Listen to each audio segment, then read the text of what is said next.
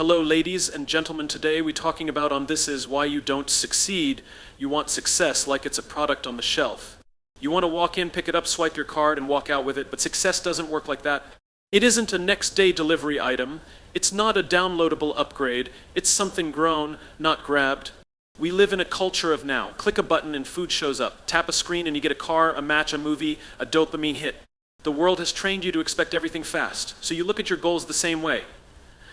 You expect the promotion after 6 months. You expect results after a few posts. You expect mastery after dabbling for a few weeks, and when you don't see that immediate reward, what do? You quit, you pivot, you distract yourself with something shinier, easier, faster. Every towering oak started as a seed buried in the dirt. And for a long time, nothing seems to happen. Days, weeks, even months go by, and above the surface, there's no sign of life. But below the ground, something powerful is unfolding. The roots are growing deep, quietly, patiently, because that tree knows it can't rise until it has something strong to stand on. That's the part no one teaches you. Because everyone wants to talk about success when it blooms. They want to show you the highlights, the wins, the glamour. But no one wants to talk about the waiting. No one celebrates the invisible part. And yet that's where it all begins. That's where real character forms. Impatience isn't just a bad habit, it's the silent killer of potential. It tricks you into abandoning work that's just about to bear fruit. It convinces you that progress isn't happening just because you can't see it. It whispers in your ear you're behind. You're not good enough. You should be further by now. And if you believe that voice, if you feed it, it will eat your future alive. You scroll past someone's success story and forget it took them 10 years. You see the book on the shelf, but not the 1,000 discarded pages that came before it. You see the 6-figure income, not the 6 years of late nights, self-doubt, and discipline it took to get there. And here's the hard truth. If you can't endure the wait, you'll never earn the reward. Patience isn't a weakness, it's a weapon. It's not about sitting still, twiddling your thumbs, waiting for luck to strike. No, real patience is active, it's focused, it's you showing up day after day doing the work even when the results don't show up with you, even when nobody claps, even when nothing seems to change. Impatience looks at the clock. Patience looks at the mission. When you're impatient, you panic, you compare, you complain. You look sideways at other people's paths and wonder why yours looks different. But when you trust the process, when you trust your own process, something shifts. You stop trying to rush the flower to bloom and start watering the soil instead. You think of the greatest things in life: trust, mastery, legacy, love. None of them happen instantly. None of them are one-click events. They are layered, slow, deep, and they demand your time, your commitment, your restraint. In a world addicted to speed, your ability to slow down and stay consistent is your greatest advantage. Because it's not the quick who succeed, it's the consistent. It's not the loud, it's the grounded. The ones who knew they were playing the long game, even when the world tried to distract them with shortcuts and noise. You want big results, but you're afraid of slow progress. You want overnight success, but you forget that every overnight success took a decade in the dark. So maybe, just maybe, you don't need to move faster, you need to go deeper. Maybe the reason you haven't succeeded yet is because you keep pulling up your roots, switching soil, running away from the very place you're meant to grow. You wake up, get dressed, go to work, come home, and do it all over again. On the outside, everything looks fine. But inside, there's a weight, a quiet restlessness, a feeling that you're just going through the motions, like you're climbing a ladder only to realize it's leaning against the wrong wall. You're not tired because you're doing too much. You're tired because what you're doing doesn't mean enough. You chase opportunities, promotions, paychecks, but not purpose. You've been taught to make a living, not a life. So you run on autopilot, grinding in jobs that don't light you up and roles that don't challenge you, surrounded by people who don't inspire you. And the worst part, you tell yourself it's normal, that this is just what being an adult feels like. That passion is for the lucky ones, but deep down you know the truth. We were not designed to live on empty. We weren't built just to clock in, clock out, and hope we have enough energy left on the weekend to feel something real. Purpose isn't some luxury, it's fuel. Without it, you can have success on paper and still feel like a failure in your soul. You think your problem is motivation, but it's not. It's direction. You don't need more hustle. You need a reason. Because when you know your why, you can handle anyhow. You can push through the pain, the boredom, the burnout, not because it's easy, but because it's worth it. But the truth is, finding purpose takes courage. It asks you to stop chasing what looks good and start listening to what feels right. It forces you to tune out the world's noise and tune into your own voice. And that's not easy, especially in a world that keeps asking, what do you do, instead of why do you do it? Purpose is not found in a title. It's not hidden in your job description. It's not granted to you by your boss or unlocked by some promotion. Purpose is personal. It's internal. It's born from your values, your pain, your passions. It's hidden in the things you can't stop thinking about, the problems you're drawn to solve, the work you do even if no one paid you. But most people never go looking. They're too busy surviving, too busy following the script someone else wrote for them. Get the degree, get the job, get the house, get the approval, but they never stop to ask if it's their story. So they drift, they climb without questioning, they run faster in the wrong direction, and the higher they go, the emptier they feel. Because success without purpose isn't success, it's performance. It's decoration, it's noise. You can have the corner office and still feel cornered. You can earn the title and still feel like an imposter. Because deep down, you know it doesn't matter if the world thinks you've made it if you don't feel it. Purpose isn't something you wait to discover. It's something you decide to pursue. And it won't always be obvious. It might come disguised as a burden, a curiosity, a problem no one else seems to care about but you can't ignore. Sometimes purpose whispers, sometimes it screams, but it always shows up if you're willing to listen. And here's the uncomfortable truth: living with purpose might mean letting go of what's comfortable. It might mean stepping off the path everyone else is walking. It might mean disappointing people who expect you to be someone you're not. But that's the cost of living aligned with who you truly are. People don't burn out because they're doing too much. They burn out because they're doing too little of what matters. They're not overworked, they're unfulfilled. And fulfillment doesn't come from more hours or more money. It comes from meaning. From knowing that what you're doing matters to someone, somewhere. That your work isn't just checking boxes. We live in a world that rewards the now. Everything is built for speed, for ease, for comfort. You don't even have to be patient to eat anymore. Just tap your phone and food appears at your door. If you want to watch something, you don't wait for a show to air once a week. You binge the entire season in a weekend.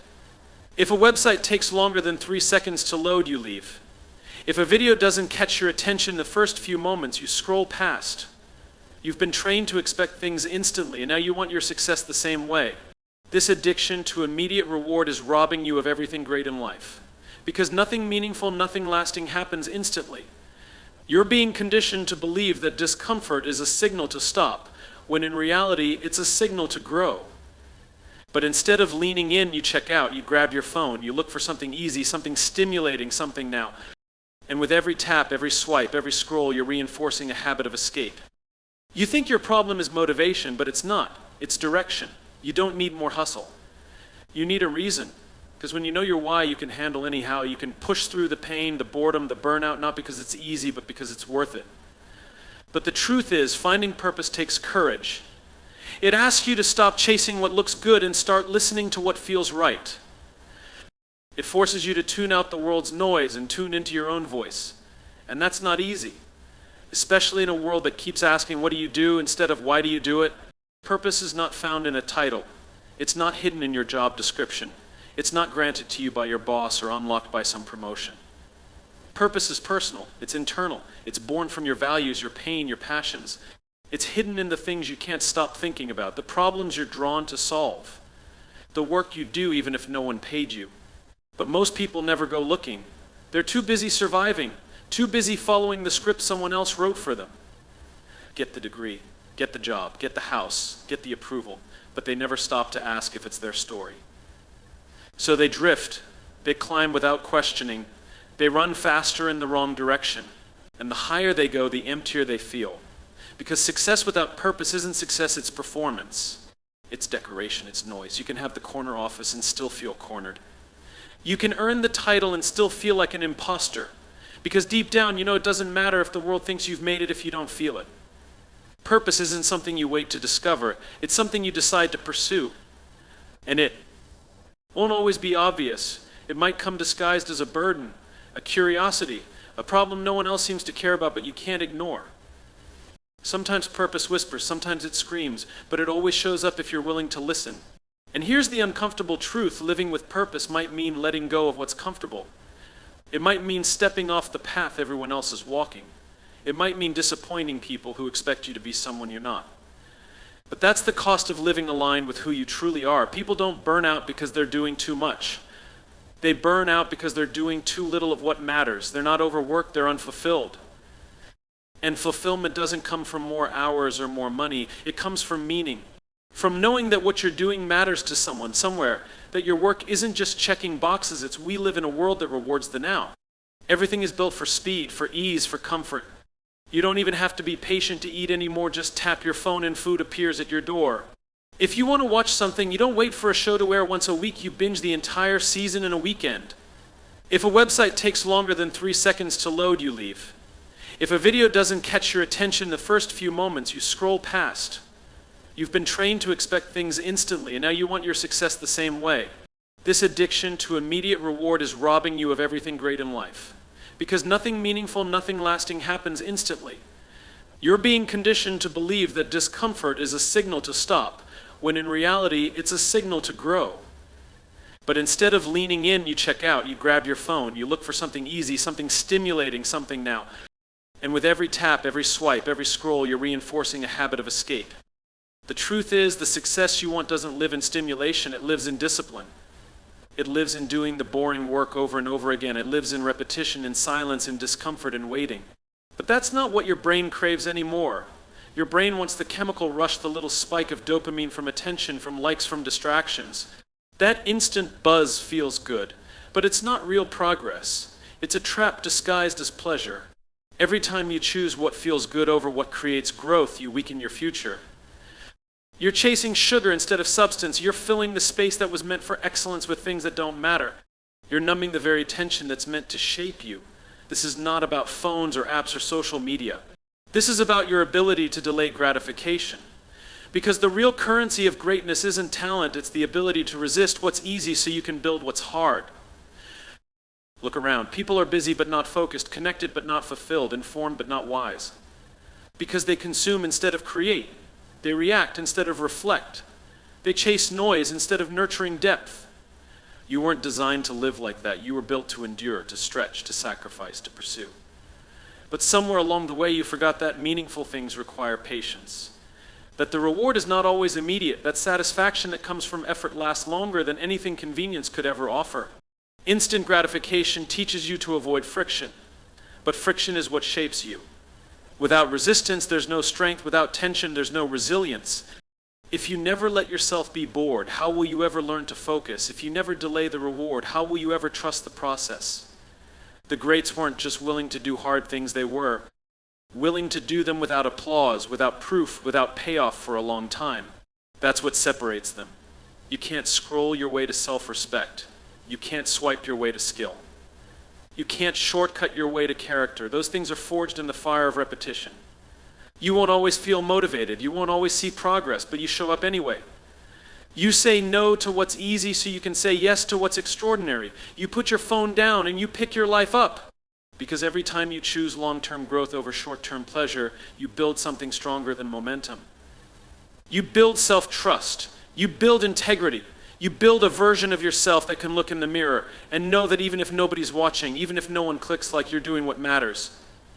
You're doing the work that will last longer than the high of distraction, longer than the noise of comparison, longer than the temporary rush of being seen. Discomfort is the doorway, but most people never walk through it. They see it, feel it, and turn the other way. They choose what's familiar. They choose what doesn't challenge them, what doesn't threaten their pride, what doesn't expose their weaknesses. But everything you want, everything that matters lives on the other side of discomfort. You say you want growth, but you avoid the weight room. You say you want confidence, but you avoid the stage. You say you want truth, but you run from the hard conversations. You want results, but you avoid the process. The problem isn't your ambition, it's your relationship with pain. Somewhere along the way, you learn to associate discomfort with danger. You made it the enemy, but it's not your enemy, it's your trainer. Comfort zones don't keep you safe, they keep you small.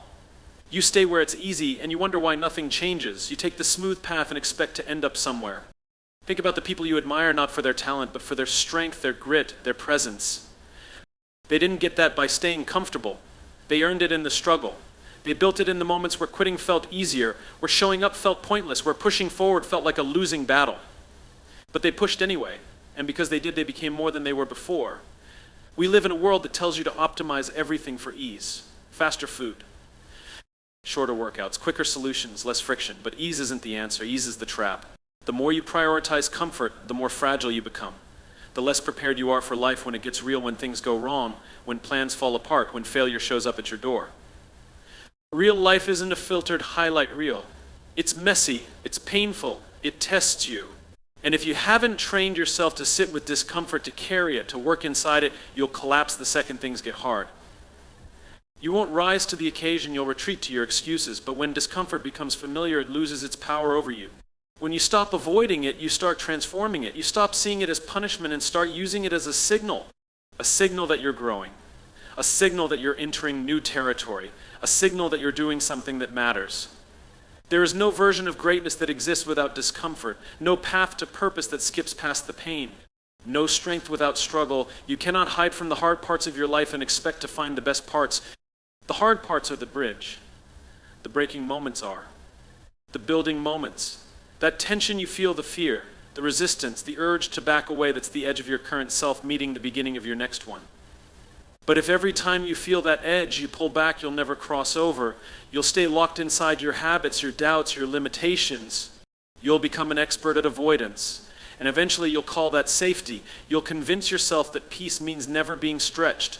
That growth means adding more, not enduring more. But real transformation doesn't come from more comfort, it comes from leaning into the things that scare you. Not recklessly, not blindly, but bravely, with open eyes, open hands, and the willingness to walk through what others run from. You can have followers, fans, likes, views, and still feel completely alone. You can be surrounded by people and still feel unseen.